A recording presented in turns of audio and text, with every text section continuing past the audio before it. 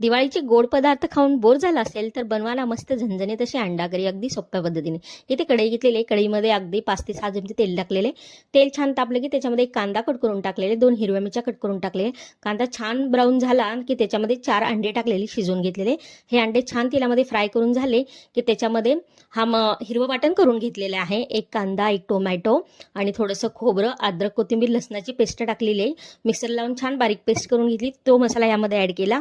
तेलामध्ये छान असा 7-8 मिनिटं परतून घेतला. नंतर चवीनुसार मीठ टाकलेलं आहे. छान असं मिक्स करून घेतलेलं आहे. नंतर घरगुती काळं तिखट 2 चमचे टाकलेले आहे. छान असं मिक्स करून घेतलेलं आहे आणि यामध्ये आपल्याला गरम करून पाणी ऍड करायचं आहे. गरम करून पाणी ऍड केले ना भाजीला तरी देखील भारी येते आणि टेस्ट देखील मस्त येते. मस्त झणझणीत असा अंडा मसाला बनून तयार आहे. अशा पद्धतीने नक्की रेसिपी ट्राय करा. खूप टेस्टी आणि अप्रतिम आणि झणझणीत अशी अंडा करी बनून तयार होते.